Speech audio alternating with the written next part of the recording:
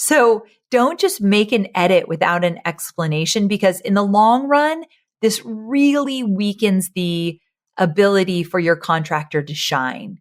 So you've got to give feedbacks. Like, for example, if there are some punctuation edits, make the edits as a suggestion and then give them a comment as a gentle reminder that this is the type of punctuation we use. Like, here's one. I've got a team full of women and we are exclamation mark crazy. And so for many years, I would get into the document, I would highlight the 3 exclamation marks and say, we only need 1 here. Or I would take the exclamation mark, turn it into a period and say, we sound like we are high school cheerleaders. We need to tone down the exclamation marks and let's just put in some periods here. I'm Amy Porterfield, ex-corporate girl turned CEO of a multi-7-figure business. But it wasn't all that long ago that I lacked the confidence, the budget, and the time to focus on growing my small but mighty business.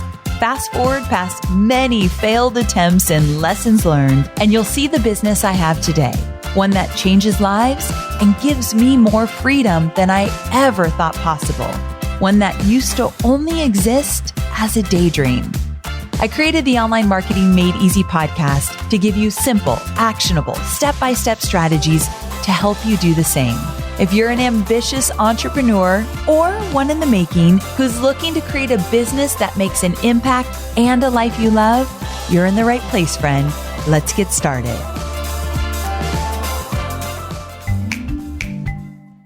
I've got a podcast recommendation for you. I mean, beyond Online Marketing Made Easy. If you love this podcast, you're going to love the podcast by Scott D. Clary. It's called Success Story. And it's brought to you by the HubSpot Podcast Network and features Q&A sessions with successful business leaders and keynote presentations and conversations on sales and marketing and business and startups and entrepreneurship. All the stuff we love, right?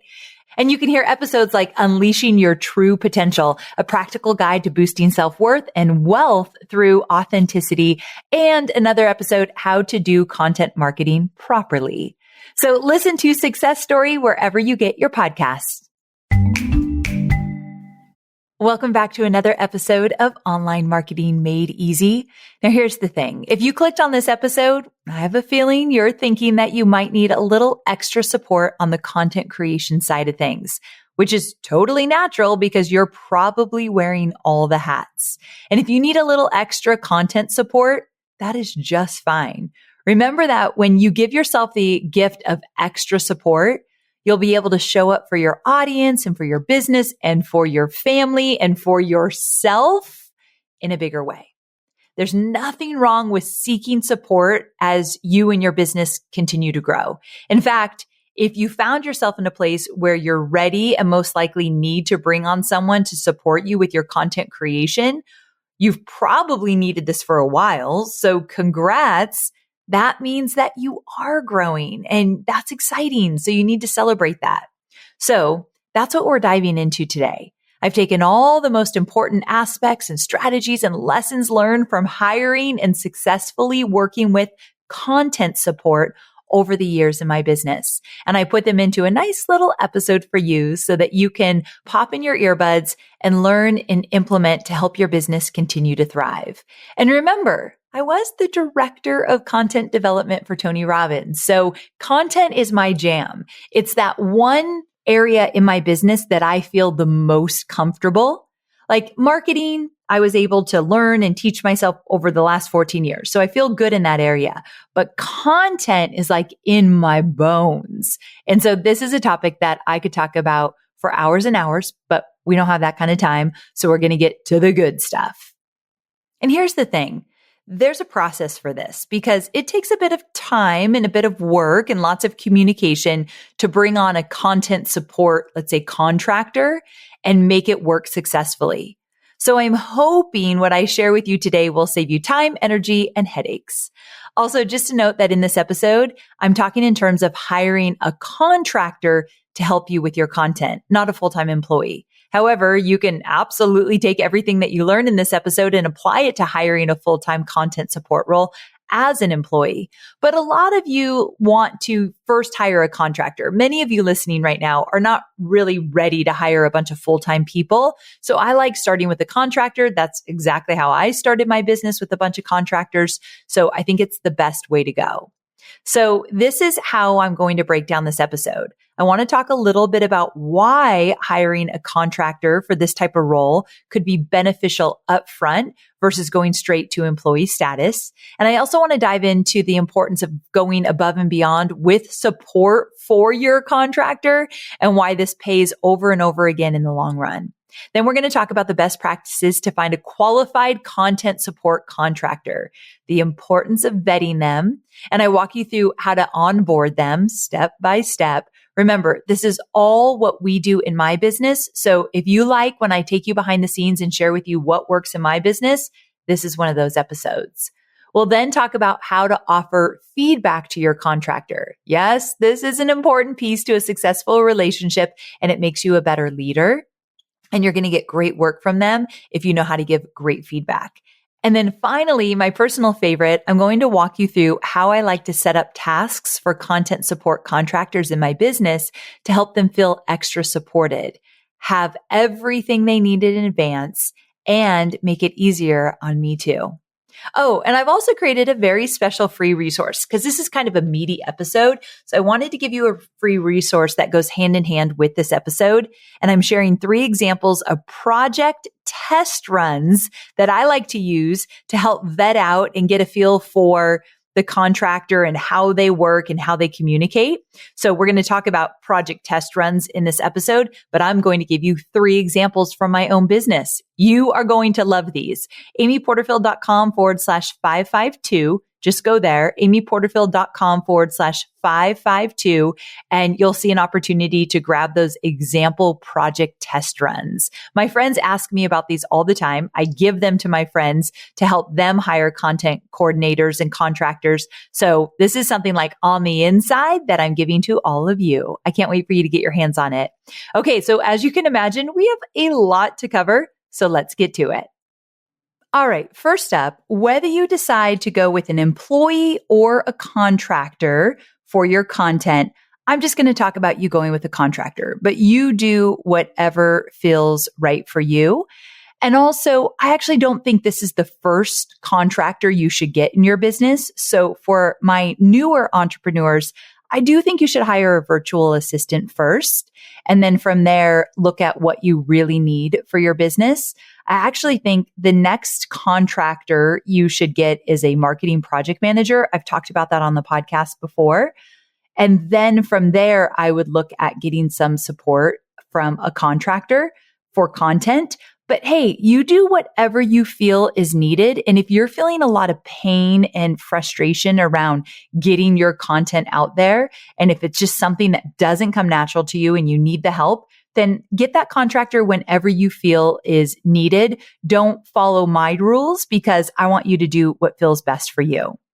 Okay, so here we go. When you hire a contractor, the great thing is that you can bring them on for just a few hours a week, which I love. But also remember, with contractors, you do not get to be their priority. And so they're going to have other clients. And so you need to set realistic goals for them, realistic timelines, because they've got other clients. That's one of the reasons why I eventually moved from contractors to full-time employees, because I didn't want to compete with their other clients. Now, also at the time I lived in California, and there are very strict rules around who could be a contractor versus who needs to be a full-time employee. And I essentially was going to break some of those rules if I wasn't careful. So I needed just to move everyone over. But that's a conversation for another day. When you first go into looking for a content support contractor, be very, very clear on how many hours per week or month you'll need them. The worst thing you can run into is not having a clear idea of the needs for their role and then not having enough or maybe too much for them to work on. So it can go either way. So this could cause a really great candidate to leave you. But when you do decide to bring on a content support role, just remember that you will need to give them more guidance with everything. And while that may seem like a pain in the butt, just know it's worth it in the long run. So think about it. By you taking the time to go above and beyond upfront, you're saving yourself a ton of time down the road. This is the biggest mistake I see when people either hire a contractor or a full-time employee. They do not put the time in to train them and give them more guidance than they think that they have time for. And so then the person literally is confused and they want to leave. So the more time you give them in the beginning, the better this relationship is going to turn out. So find the time, my friend, pour into them and they will pour into you. So I'll get into all the docs and the guidance and all of that I suggest offering them in all the tasks that you're going to give them. I'll get into that a little bit later, but I thought it was important that we touch upon it now. Now, I often hear entrepreneurs say, if I want it done the way I like it, I'll just do it myself. Hi, my name is Amy, and I used to believe this. And can I let you in on just a little secret? This belief actually hindered my growth. And it caused me more headache and frustration than necessary and led me to feel overwhelmed almost all the time. The reason I used to work every night, every weekend, practically every holiday is because I felt like I needed to do it all myself. And I wasn't hiring people. Or when I did hire people, I would take on the things I thought they couldn't do and not even give them a chance to do it. And I literally worked myself into the ground. And I'd like to say that there are people on my team that can run circles around me in different things that they do, meaning they have surpassed me in their skill and knowledge. And although that is a little hit to the ego, because as a business owner, I feel like I need to know all the things that are going on in my business at all times and have my hands in everything, because how am I going to know what's going on? No. When you're ready to scale your business and you want to get into the multi-millions of your business, you have to believe that other people can do it better than you can, which means let go of the ego. And this is something that I really struggled with. So I'm not saying it's easy, but it's absolutely doable. Okay. So I won't go too far into this here, but if you want more information on how to pass the torch more easily, check out episode 446. I called it The Art of Delegation and Why It's the Best Thing I've Ever Done. Yeah, I have an episode on this because it was so important for me to let go. So amyporterfield.com/446. That's where I want you to go. If you struggle with letting go, I've got you covered. Because I do believe that if you start empowering your contractors and give them the resources they need, they're going to do a better job than you could have ever imagined. And the longer you work together, the better they will be at really just bringing your vision to life. So we see this in my business all the time. We have a content support contractor for my podcast content, and we also have one for my copywriter. So I still have contractors, even though I have full-time employees, I also need a little extra support in different areas. So like I have a full-time copywriter, but we do a lot of projects in my business. So we also have a copywriter who's a contractor, and we use her a few hours a month in order to get the extra support that we need. And over time, we found that with the right guidance and feedback and collaboration, our contractors have flourished when it comes to creating content for my business. And I do not doubt that you'll experience this too. On top of that, handing off some of these content projects will allow you to pour into other areas of your business. Maybe that's having more time to serve your audience with live videos. That's something I do more of because I don't create all of my content. I have the opportunity to be on what I call front stage, which is doing my live videos, recording my podcast, doing all these interviews for my book. I can be front stage because I know my team is handling the backstage, which includes some content creation. I do want to say up front that I'm very much involved in my content. It's always from my own voice. I'm always pouring into our content department, sharing ideas and different angles I want to go, but they are definitely killing it over there and running with it. So I'm very hands off on some projects, and I'm so proud of what my team's been able to do, but it's taken some time, and I'm going to walk you through how we've done it. Essentially, my goal is to get you working on your business instead of always in your business. You know the difference, right? Working on your business means you're casting the vision. You're coming up with the strategies. You're watching what other people are doing and finding out how that might work in your business. You're the big idea person and you're front stage. Working in your business means you're actually creating everything from scratch and you have your hands in everything. It's not how you scale a business, my sweet friend. So we cannot do that. Even if you're just starting out, this is super important for you to understand. So I wanted to share that with you. And then lastly, I think you'll be surprised how refreshing it can be to bring on another person to help with your content. What I mean by that is that they can offer a new, fresh perspective on a topic, one you maybe never would have thought of. For those of you who have been around my content for a while and have been in any of my courses, I teach this concept called the invisible bridge. And it's become a really big piece of how we teach people to create content that will help them sell more. I won't get into the concept here. I've talked about it a bunch on the podcast. I didn't create the invisible bridge. Jilly is my longest standing employee. She is in my content, on my content team. She's a content manager and she came up with that. And I use it all the time. So I'm telling you, this fresh perspective from other people, kind of breathing new life into your content might just blow your mind. All right. So you're ready to bring someone on to support you with content creation. Where the heck do you even find these people? My team has had some luck with the website Fiverr. That's Fiverr. I'll link it up in the show notes. This website has been around for a very long time, so it's definitely a tried and true resource.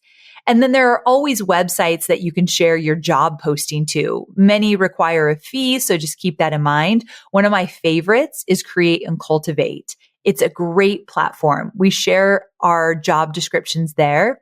And then Creative Mornings is another great one. And then, of course, LinkedIn is great as well. So there's no shortage of platforms to choose from if this is the route you decide to take. But I think it's worth, if you're hiring a contractor, I want you to create that job description and I want you to put it on a few different platforms to find the right person. But my absolute favorite way to find a content support contractor is through referrals. I start asking around to my entrepreneurial friends, and because I create a job description, I send them the job description or text it to them or email it to them. And I say, do you know anyone? Can you pass this around? So asking my peers, and because I'm looking for a contractor, we can share. Like I've shared contractors with Jenna Kutcher and Jasmine Starr so many times, it's ridiculous. And so we often share different contractors. So let your friends know who you're looking for. And that's the beauty of a contractor. They're going to have multiple people that they work with. Or maybe they might have a friend or a friend of a friend who might be a good fit. When we brought on our podcast content support contractor, her name is Hollis, we asked around and my content development director, so the person that heads up my content department, had a friend who had worked with Hollis at a past company.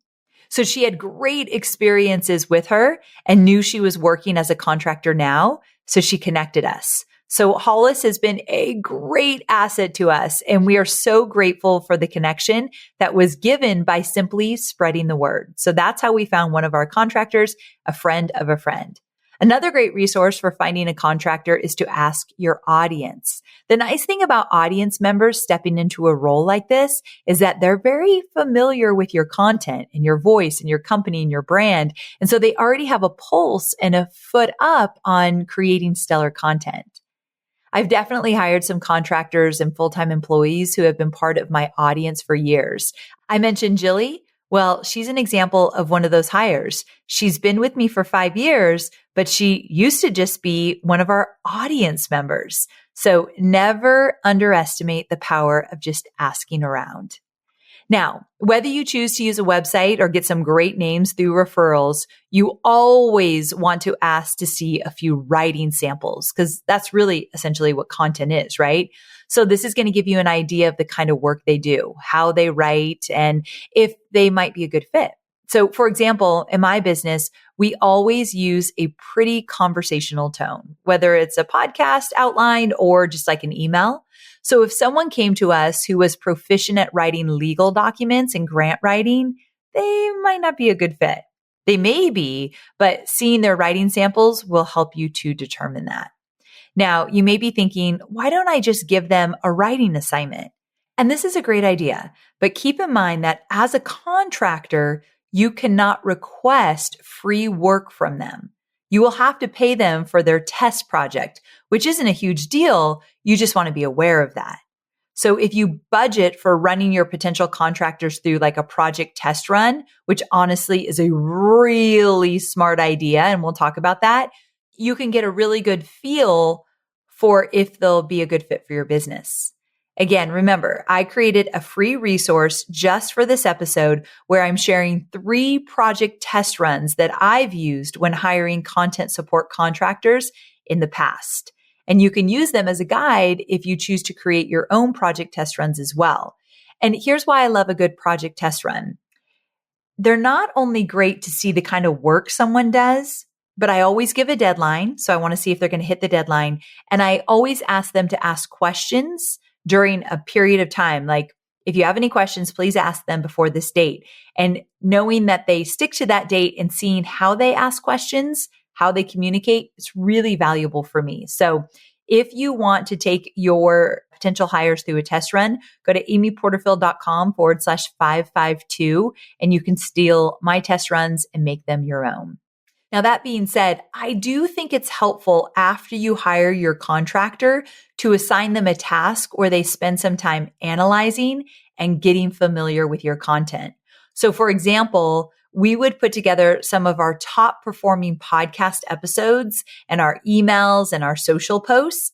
And I'd also include content that speaks to the core topics you teach and talk about. And we would give these to the new contractors so they can see like what's working and like what we think is really good content for the company.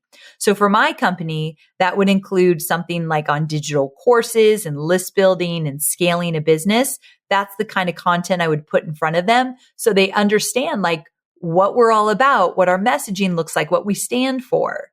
So what about you? Can you think of some pieces you'd share with your contractor? Like, what would you put in front of them so they really start to understand not only your business, but how you talk about the things that you teach? Even if they've been part of your audience, I'd still do this. So let's say that you found someone brilliant and you're so excited to get them rocking and rolling on some content pieces for you. Slow down, my friend.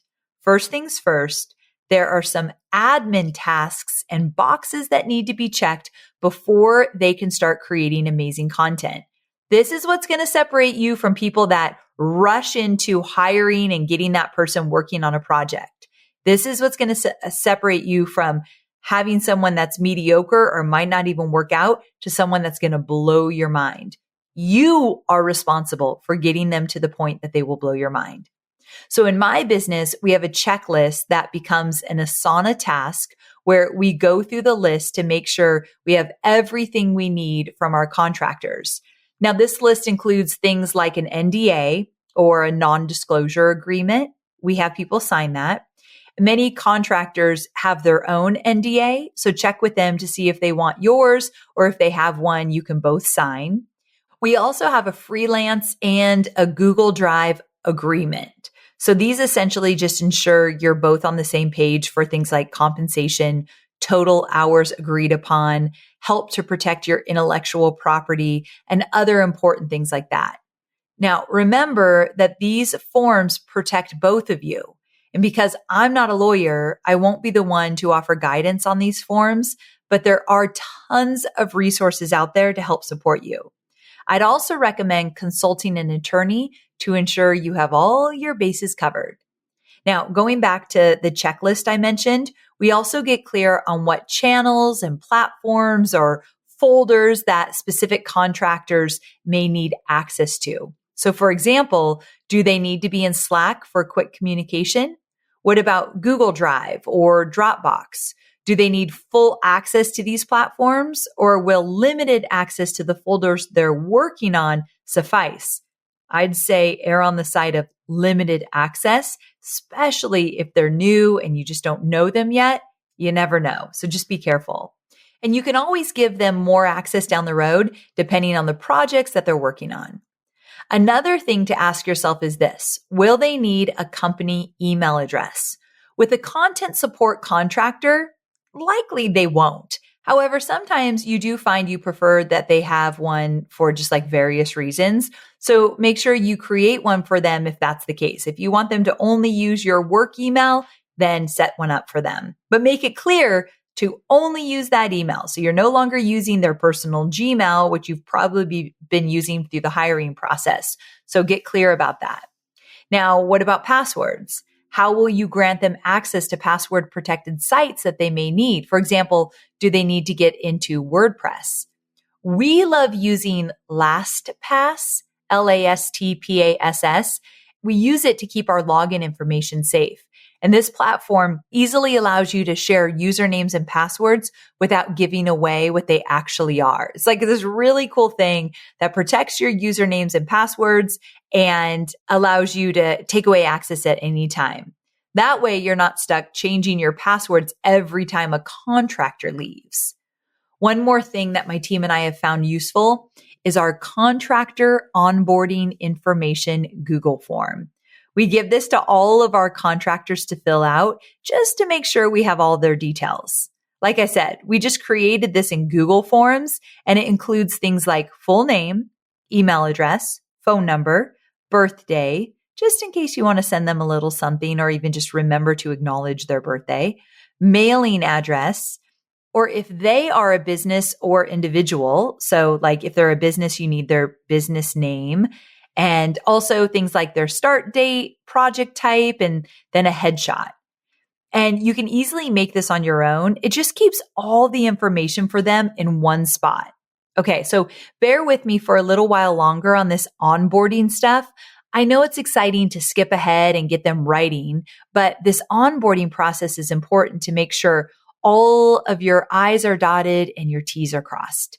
So next, you'll want to agree on how often you'll meet, whether that's in person or virtually. So it's nice to have a touch base type meeting every so often just to make sure that they feel supported. They can ask any questions. You can check in with them. You can give them feedback, and then you can share anything big coming up that they'll be working on. So how often you meet will depend on the role. So for example, Kai, who oversees my podcast, she meets with Hollis once a month to get on the same page. So Hollis writes a lot of my podcast outlines. However, this really depends on you and your business. So if you're working on a big project with lots of moving pieces and new questions that might pop up, you might need to meet weekly or every other week just as you get going on that project. And yes, you should plan for them to charge you for this time. Just a side note to be aware of. That's the tricky thing with contractors. If they are communicating with you, if they are working with you, or if they're working for you, they are charging you. So you don't want to be meeting 3 times a week because they're charging you for all that time. So be very mindful of the cadence of your meetings and make sure that they're really jam-packed so you get what you need. All right. Lastly, I cannot stress this enough. Provide them with your voice and brand guides up front. This will eliminate any back and forth and editing about the words and punctuation and voice style and descriptions on your products or offers or whatever other good information you have in there. Now, I know what you're going to say, Amy, I do not have a voice or brand guide. Most people don't. I think I was probably 8 years into my business before I had a voice and brand guide. But it is something I kind of wish I had sooner. So I want you to Google how to create a voice and brand guide, and then think about maybe this contractor that you're going to hire, maybe that's one of their first projects that they put together. They can kind of figure out how to put it together. Wouldn't they be amazing if they created the voice and brand guide and then they also created the content from then on out? That'd be pretty cool, huh? Just something to think about. And we're thinking about doing an entire podcast episode on putting together a voice guide one day, so stay tuned for that. All right, so make sure you share this after they sign the NDA. So if you do have a voice guide, they're looking at that after they sign the NDA, and make sure they read it in full. Remind them to refer back to it often.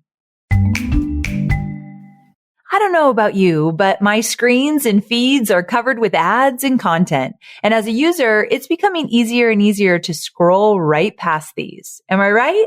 And as a marketer, it can feel impossible to break through the noise and form genuine connections with prospects and customers. But I've got a solution that's been working great for my team, and that's HubSpot.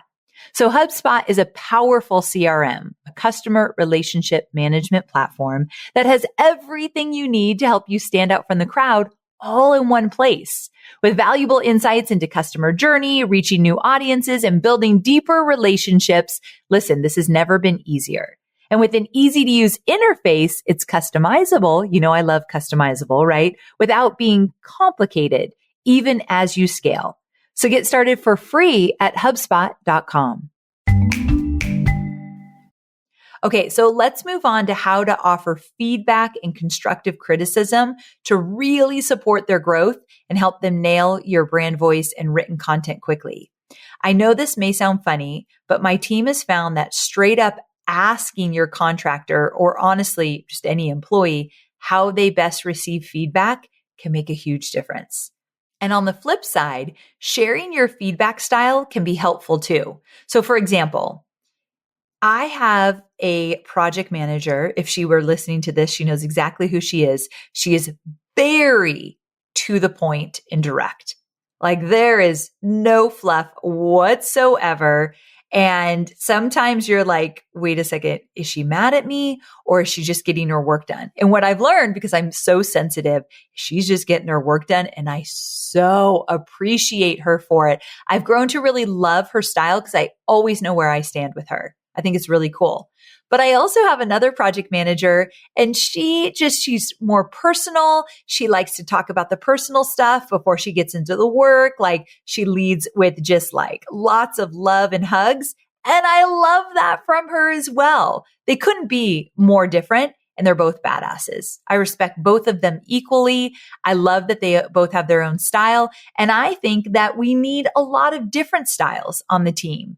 So I think it's awesome to see them just be authentically themselves, but you need to know that's how they communicate. Because if you don't know, there might be some miscommunication here or just like not sure where you stand with them. So knowing how people like to give feedback and receive feedback, I think it's worth a conversation.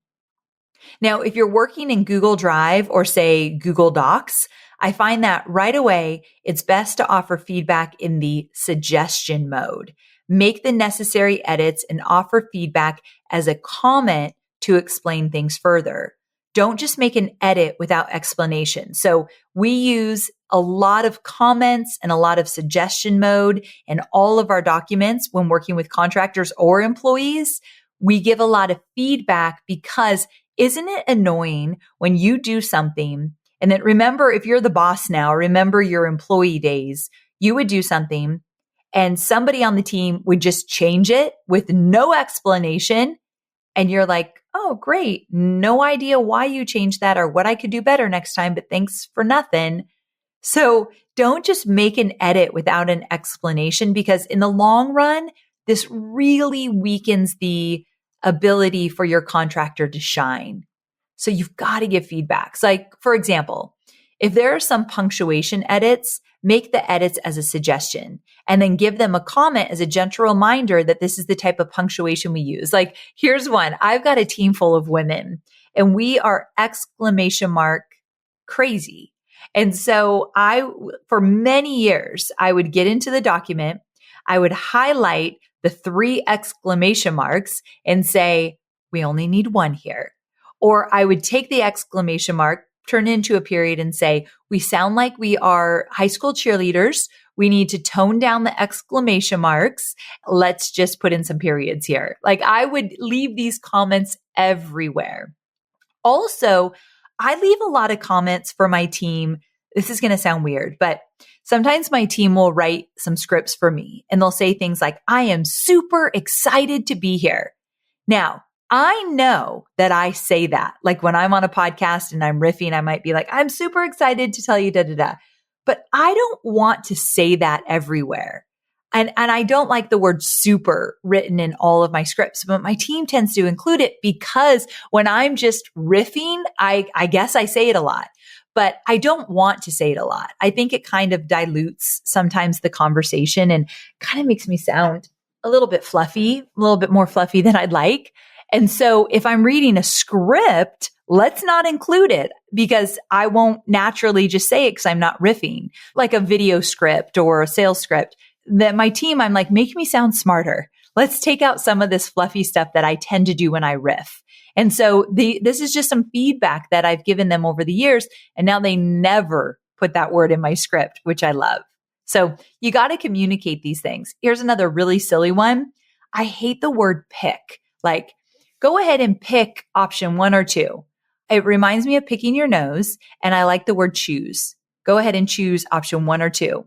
So I've communicated this to my team. It's silly. It's my own little quirk, but this is my content and I do get to have it written the way I want. So I just tell my team, let's try not to use the word pick. I don't like it. And they don't.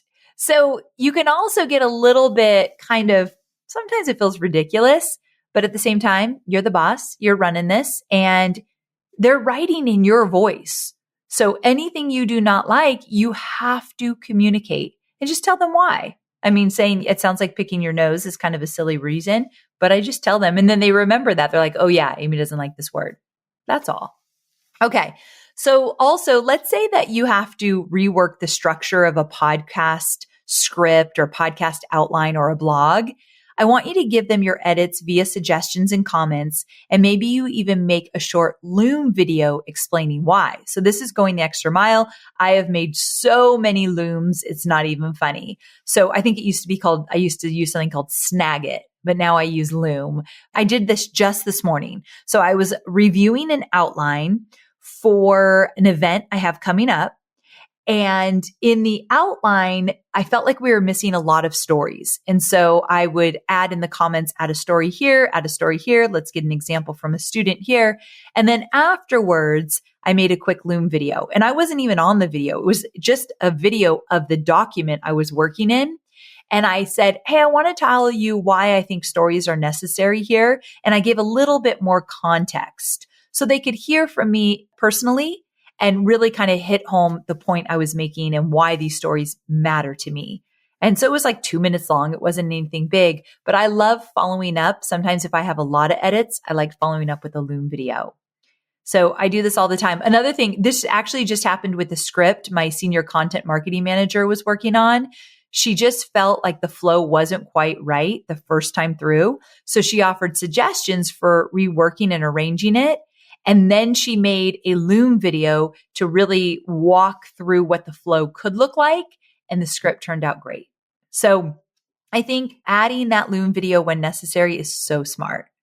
Now you'll get to a point where there isn't much you need to rework in suggestion mode, and you can then move to just comments. So I want to be clear, suggestion mode and comment mode are different. So for example, you could add a comment with something like, I like how you've laid this out. I wonder if we could add a little something more about XYZ. That's a comment. And then sometimes if you don't like how something's written, you can use the suggestion mode to rewrite it. So do you get what I'm saying? I didn't explain that clear earlier on. Suggestion mode is you're actually reworking it, but you're showing them how you reworked it. Comment is like, hey, this is good. Can you find some more stories here? So those are very, very different. I don't ever use suggestion mode anymore. That's how much I've worked with my team. I only use comments now, but they tend to still use suggestion mode for each other, which I think is really smart.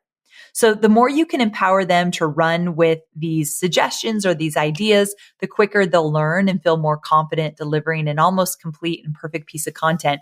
I was reviewing stuff this morning for, like I said, an event that I have coming up. And I literally wrote in Asana back to the person who assigned the review to me. And I said, I have no changes. This is incredibly written. And so you'll get to that point where there's just like tiny little tweaks that maybe when you're QCing their work, they're tiny little changes, but it does take time to get there. So be patient. And the goal is to get to the point where there's very few changes. So to support and empower your contractors to the point where they can really run with what you give them and deliver something amazing, Slow down in the beginning, give them that feedback over and over again. I promise you it gets easier, but it doesn't happen overnight. So have patience and enjoy offering them guidance along the way. Now, there's one last piece of advice that I think would be beneficial to share with you, and that's giving you a little insight into how we set up our project tasks to best support our contractors and make sure that they have all they need right away to minimize back and forth and having to request this or that. Remember, taking the time to get them everything they need, and I mean everything they need up front, will save you time in the long run. I personally love this piece of the episode. I know. What a big surprise, right? I love the planning part of it. So at this point, you'll definitely have your contractor set up in your project management system. For us, you all know that's Asana, Asana. So that's what we use for all of our projects. And when you're ready to assign a project or task to them, because I got to stop here. If you use a project management tool, and you should, even if you're a solopreneur doing this alone and you don't even have contractors yet, or if you do have contractors or you do have a team, every one of us should be using a project management tool. And if you have a contractor, one of the things they agree to from the get-go is they will use your project management tool. So anytime we bring someone on, even our PR team will say, are you willing to work inside of Asana? And they have to say yes for us to work with them. So that's really important. And I'm going to tell you, this is a little side note, but sometimes it's really frustrating where the contractor won't use it like we want them to. And not everyone, like we're pretty crazy good about using our project management tool. So we need to remember not everyone's going to be as efficient in it or as diligent in it. But even if they show up 70% how we want them to, with a tool they're not necessarily used to using, we feel like it's a win. So don't look for perfection here. You've got to have a little grace with them. But when you're ready to assign a project or a task to them, you can start with the most important detail, and that is, when is it due? So you can do this a couple ways. First of all, you can have a note. This is what we do. You can have a note at the very top of the task saying draft due date, or something along those lines. And this is a hard date for them to get you the first draft. Remember that when you're selecting this date, you want to make sure there's plenty of time before this piece of content goes out to your audience for you to give suggestions, and then for your contractor to make edits. So you're kind of backing out these dates, right? The newer they are, the more buffer you're going to want to give them.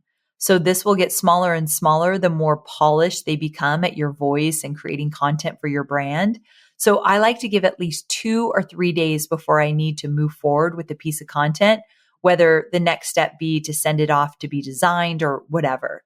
So another option is to lay out all the dates for the project. So for example, in the task, you can write like draft due date, then insert the date, manager review, then insert the date you'll be reviewing it, final edits due date, then insert the date, and then final review, then insert the final date. Like you could do that as well. I mean, I'm sure the contractor would really appreciate it if you're like, here are all the dates.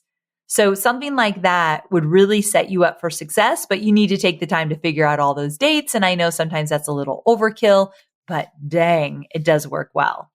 Now, next, I like to include all the support docs they'll need to make this content piece come to life. And when I say go above and beyond, I mean it. Don't expect them to be able to hunt and peck all over your Dropbox or all over your website or whatever to find content that they need. Give it to them. In the beginning, you're going to need to spoon feed a little. So for example, are there any resources you already have in your content arsenal they can use? Like I would go and say, okay, in Digital Course Academy, go into Module 5, Lesson 2, watch that video. That's exactly what you're going to need to write this article. Like I send them right where they need. Or in podcast number 152, you're going to hear me tell this story. Go grab that story and you can include it. So I try to be as specific as possible because if you're really thinking about it, you and only you know your content that well. So I think it's important that you are pulling the content in the beginning. If you have any content at all that they can pull from or reuse, make sure to offer it to them. And this is a great way of supporting them and keeping your content consistent throughout your company, as well as messaging, because you don't want them kind of going rogue either. So if they can reuse something you've already done, so there's consistency, I'm all about it. Also, make sure that they have access to any of the docs you share. How annoying is it when you sit down to a project and you can't get in the dang Google Doc because you don't have permission? Ugh, I hate it. And I hate when I do that to people as well. Like when I keep them out of the doc and then they have to wait all night till I'm up in the next morning to see that they're locked out. So be careful with that. And then next, create any of the docs you want them to write in. So you don't want them creating these on their Google Drive. This is important. If you're multitasking, come back to me.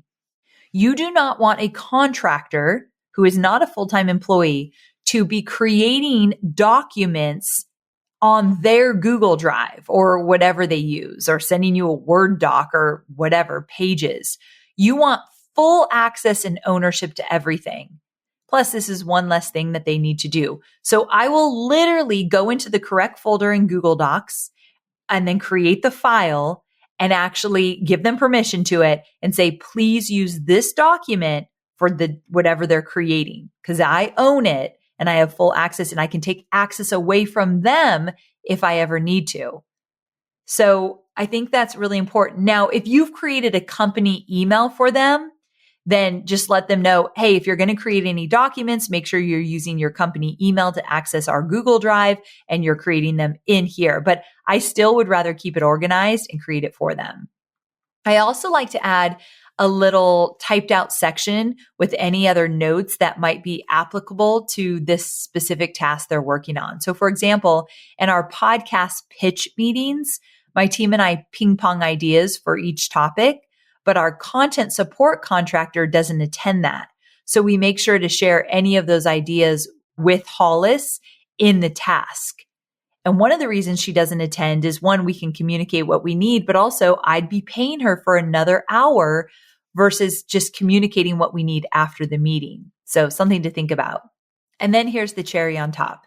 If you want, and this is totally optional, but super helpful, is to create a quick video, again, like Loom, or if you're in Asana, you can actually do it right in there, but you create a video just walking them through everything you've shared in the task. So let's say it's their first project and you add a bunch of resources and you give them some detail, make a video and just say, okay, so I'm so excited for your first project. Let me show you what I've set up here just to support you. Let me make sure that you know where everything is. I'm going to walk you through it real quick and then you're off to the races.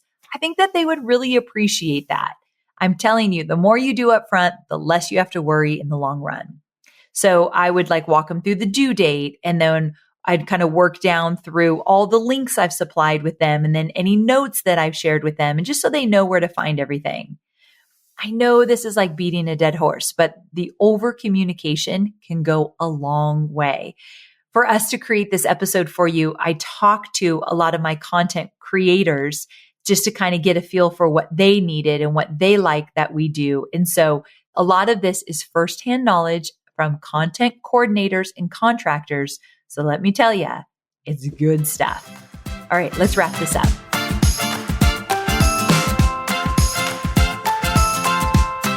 Whew, I know that was a lot, but it was kind of fun, right? You can use these tips that I gave you for any hire you do. But I had so much fun putting this episode together because I truly believe that magic can happen when you pass the baton and say yes to the support you need, especially when it comes to content creation. So here are your action steps. If you're thinking you're ready to take a contractor on to help you in the content department, start at the top. And that's getting clear on how many hours you need for them and the budget you have for them. From there, begin your search. Find your person, onboard them using all the things I've shared here, and you'll be off to the races. Also, be sure to check out the free resource where I'm going to give you 3 project test runs. So once you find someone you like, if you want to give them a project test run, you can steal one of mine. So go grab it at amyporterfield.com/552. And even if you don't plan to hire this role soon, but you do plan to hire another role, go see how I do my project test runs. So maybe you can take one of those for another role that you plan to hire in the future. So I hope you found this episode valuable. And when the time comes, I hope you put it into good practice so you can find the support you need. Because my sweet friend, you deserve to get all the support you need to build the business that you love. Thanks for joining me for another episode of the Online Marketing Made Easy podcast. I'll see you next week, same time.